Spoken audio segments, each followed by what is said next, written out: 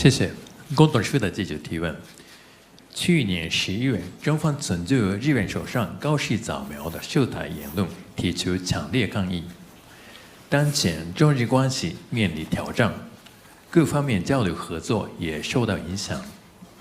今年2月，高市首相赢得大选后，日本政府表示始终敞开对话窗口。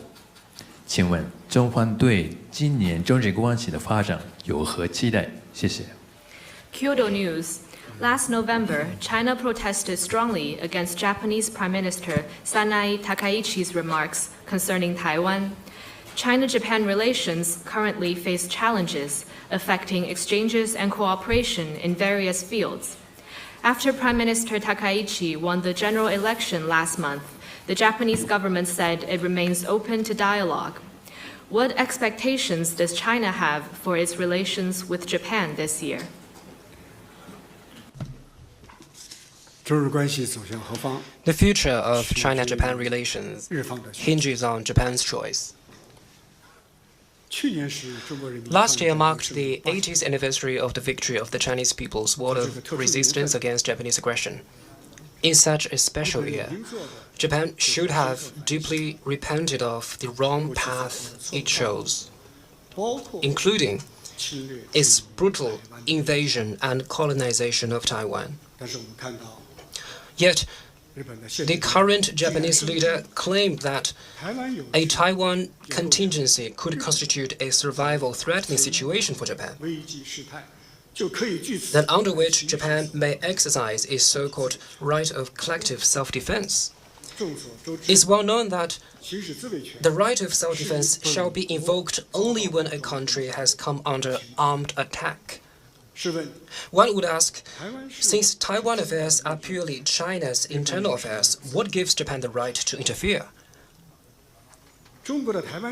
Why is Japan entitled to invoke self-defense if anything happens in China's Taiwan region? Is exercising the right of collective self-defense simply a way to hollow out Japan's pacifist constitution, which renounces the right of belligerency?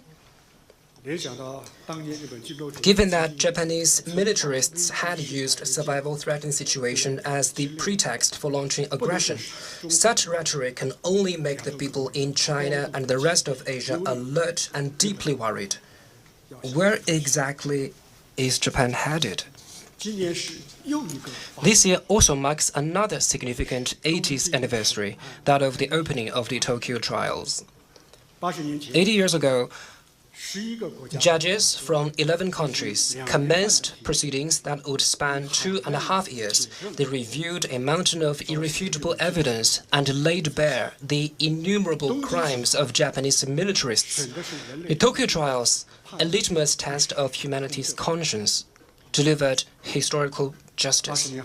80 years on today, Japan is given another opportunity for serious soul-searching. As Chinese adages remind us, history is a mirror that reflects the rise and fall of human affairs, and the past, if not forgotten, can serve as a guide for the future. We hope the Japanese people will keep their eyes wide open and never allow anyone foolish enough to tread the same disastrous path today.